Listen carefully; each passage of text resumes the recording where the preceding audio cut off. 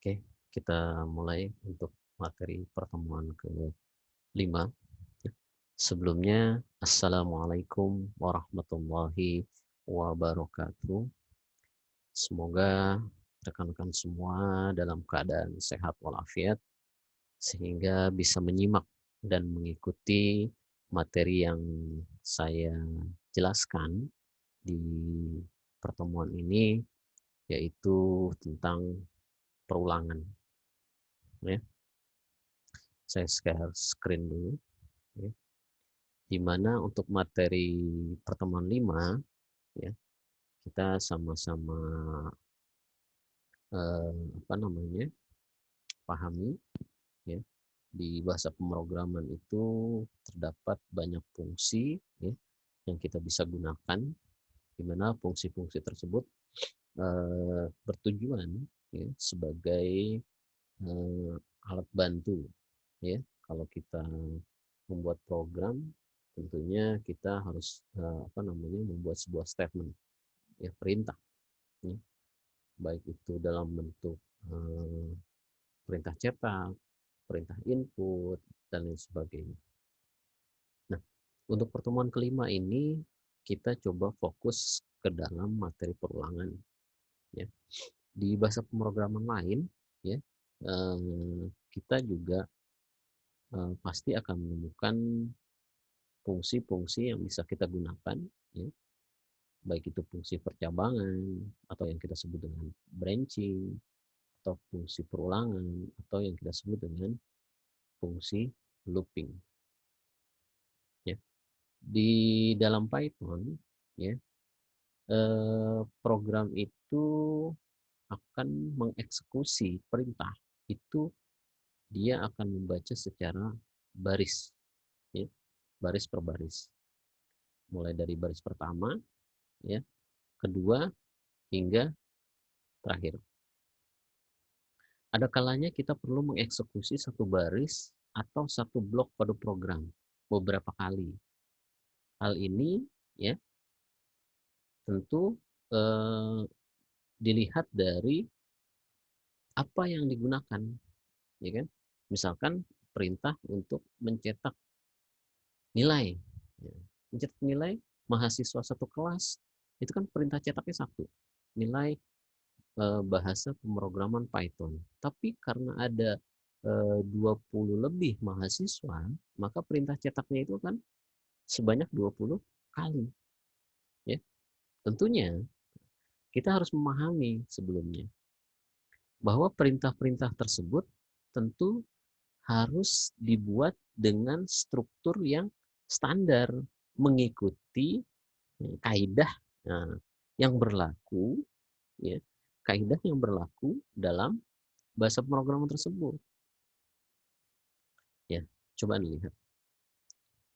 Ya, kalau di dalam gambar flowchart, maka perulangan itu akan kembali ke atas, ya, akan kembali ke atas. Tandanya dia berulang. Ya. Perulangan di dalam Python Anda bisa gunakan dua fungsi. Pertama, Anda bisa gunakan fungsi for. Yang kedua, Anda bisa gunakan fungsi while. Nah, for dan while ini tentu berbeda. Ini kan di sini bisa Anda pahami, ya. Perulangan juga memerlukan tes kondisi. Ya, ingat, tes kondisi. Bila hasil tes kondisinya true, benar, maka blok kode kembali dieksekusi. Tetapi jika false, salah, maka dia akan keluar dari perulangan. Ya kan? Ingat, yang kita perhatikan adalah kondisi, ya. Kondisi yang ada di simbol decision ini. Ya kan? Kalau kondisinya benar, if kondisi is true, maka dia akan membaca pernyataan. Ya, lalu dia berulang. Dia akan berulang sampai kondisi itu bernilai salah. If condition is false, maka dia akan close. Ya. Nah, kita coba lihat perbedaan antara for dan while.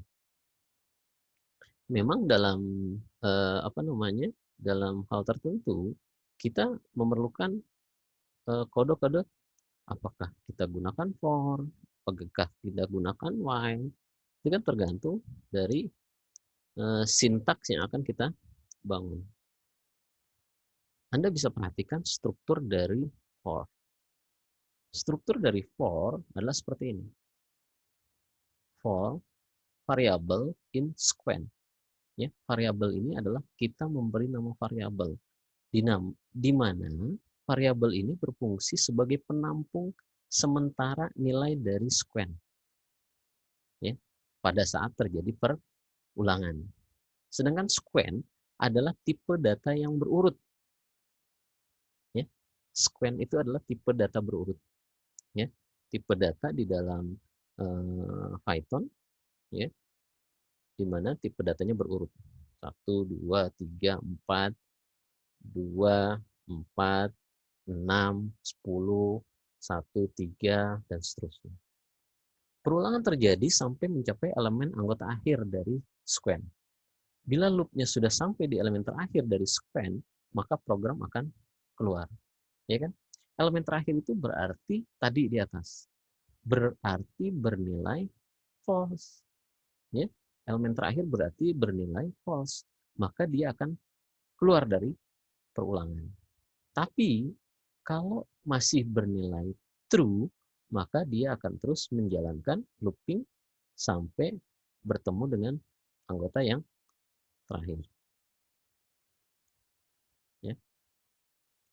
Dalam dalam hal tertentu, Anda juga harus perhatikan, ya. Anda perhatikan variabelnya, ya. Tentunya variabel ini sangat berpengaruh pada looping yang akan kita buat. Ya.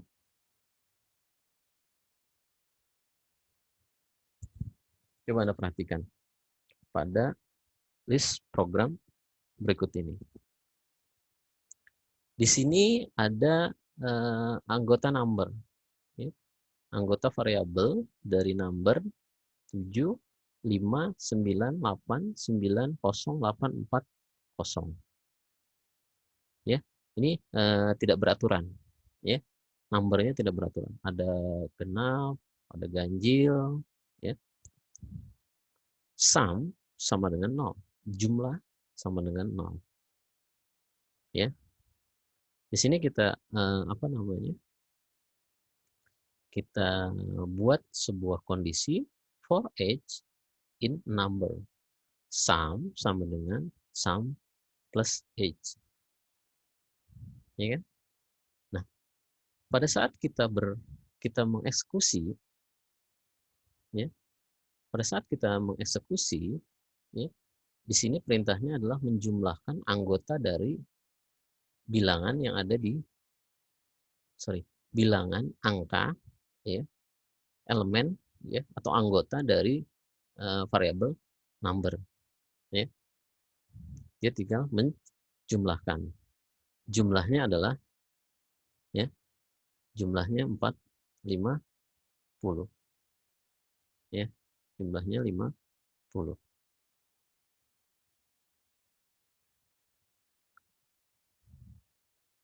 Nah, di dalam perulangan juga ada yang disebut range. Range itu jangkauan. Ya.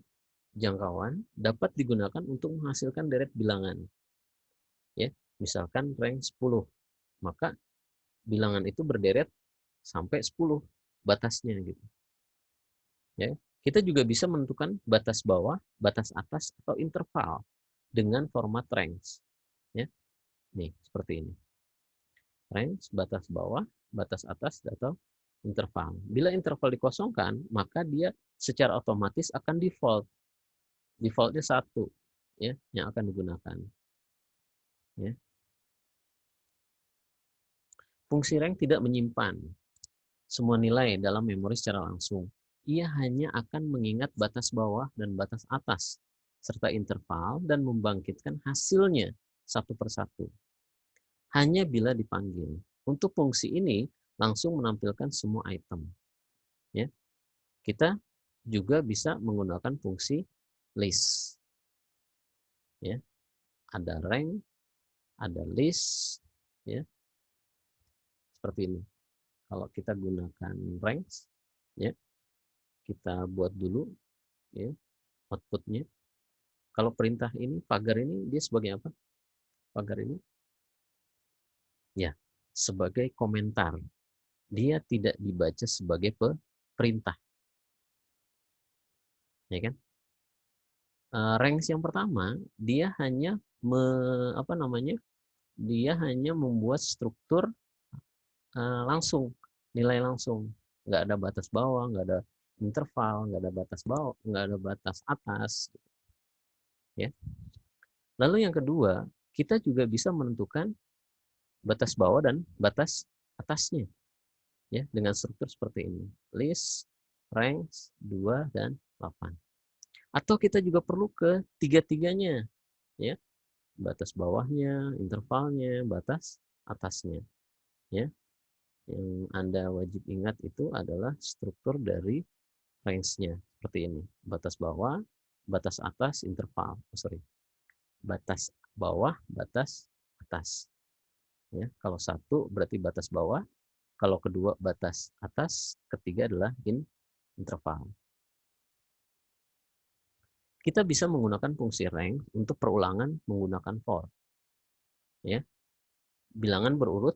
Hal ini dengan cara mengkombinasikan fungsi-fungsi yang bisa berlaku di dalam Python. Ya, ada range, ada list, ada len. Ya kan? Nah, sekali lagi, for bisa dikombinasikan dengan fungsi-fungsi lain di dalam Python. Ya, ada range, ada list tadi, ada len. Ya, Anda jelasnya silakan lihat modulnya. Di sini misalkan ini contoh, ya, variabelnya mata pelajaran, isinya matematika, fisika, kimia, gitu. For i, cetak i di dalam range len mata pelajaran, ya. Jadi sekali lagi, fungsi len ini berfungsi untuk mendapatkan panjang atau jumlah elemen suatu data sequen atau berurut, ya. Baik itu data yang berupa angka ataupun data yang berupa kalimat, kata, ya. Cuma kalau dia berupa angka dalam tanpa tanda kutip, dia yang berupa kata dalam tanda kutip, ya. Cetaknya ini mapel i adalah variabel dari loopingnya, ya. Yang di looping adalah mata pelajaran. Strukturnya seperti ini, ya, range, len, mapel. Maka tampilannya, ya, yang pertama matematika, yang kedua fisika, yang ketiga kimia. Saya suka pelajaran pemrograman, saya suka bahasa pemrograman. Ya, kalimatnya bisa Anda gantilah dengan materi-materi yang sesuai dengan yang Anda inginkan. Kita lanjut. Itu tadi kita menggunakan for, perulangan. Lalu ada juga perulangan yang menggunakan while. Ya.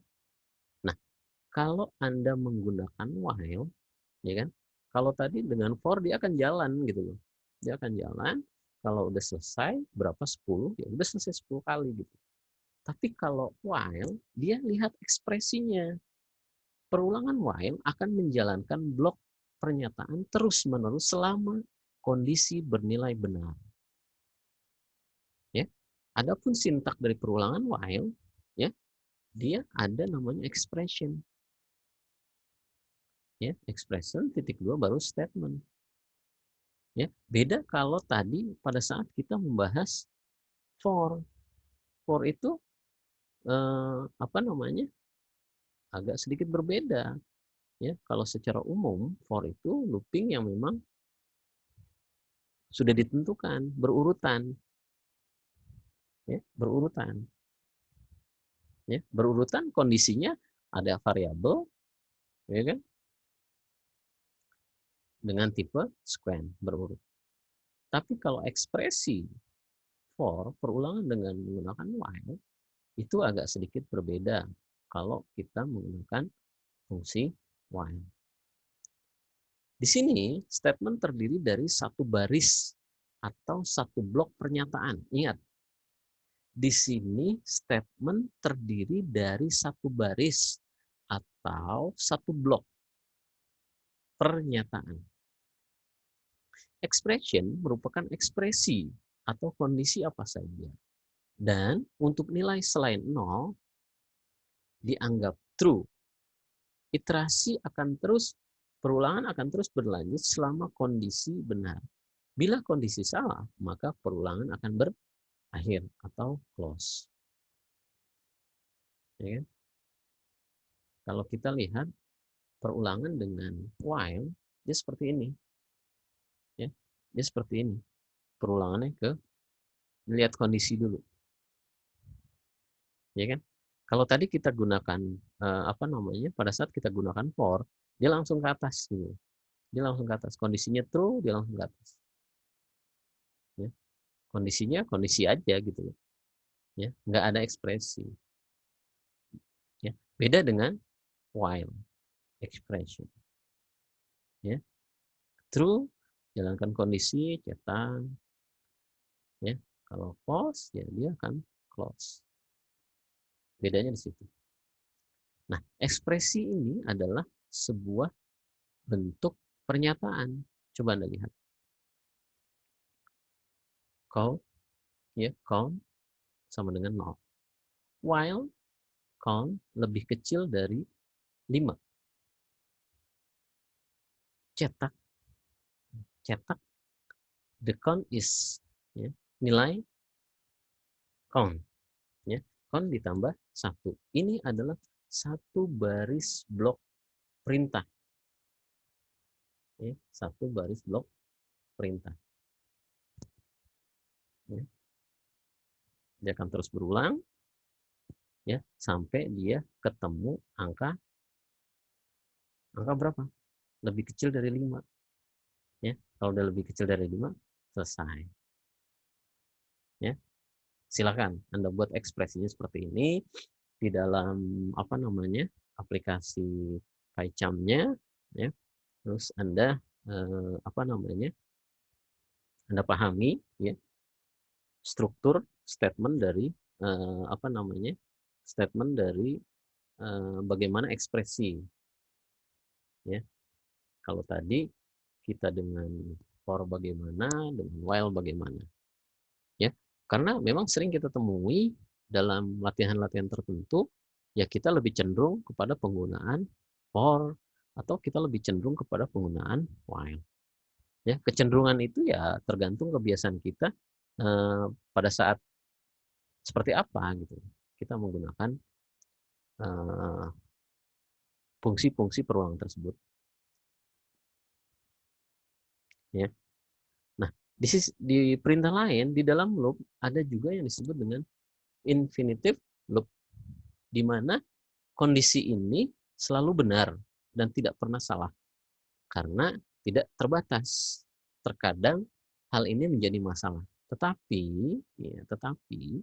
infinitive loop ini berguna, ya. Misalkan kalau kita lagi nguji, ya, client server, di mana server itu kan harus terus terjaga kan, nggak boleh putus. Kalau di dalam kita misalkan lagi ping gitu, ping gitu, ping kan ambil nilai itu, ping gitu kan. Nah itu sama, itu perintah looping sebenarnya, ya. Terus kalau kita mau selesai, ya karena looping terus, kita bisa gunakan Ctrl C kalau di dalam Python atau Ctrl break, ya. Kendali umum, ya, kendali umum. Looping umumnya akan berhenti bila kondisi sudah bernilai salah. Akan tetapi, seringkali kita perlu keluar dari looping di tengah jalan tergantung keperluan. Ya kan? Kalau cetaknya 10, cetaknya 100, kan loopingnya akan banyak gitu kan. Nah, kita kadang perlu dicetakkan ke 20 kita perlu berhenti gitu. Maka kita cukup cari ya, cari tombol break, klik, ya. Lalu continue, break, continue, break, continue, ya. Nah, itu pasti apa namanya? Untuk menghentikan atau melanjutkan, ya. Karena kita memang di kondisi-kondisi tertentu kita memerlukan gitu loh. Ya, memerlukan. Ya, misalkan kita buat statement seperti ini.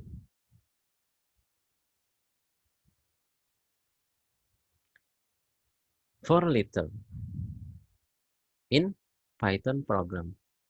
If letter sama dengan G, break, print huruf sekarang, letter, print goodbye.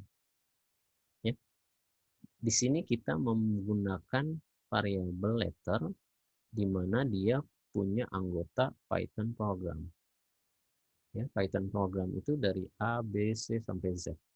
Nah, tapi kita gunakan satu huruf G ya untuk break gitu. Kenapa?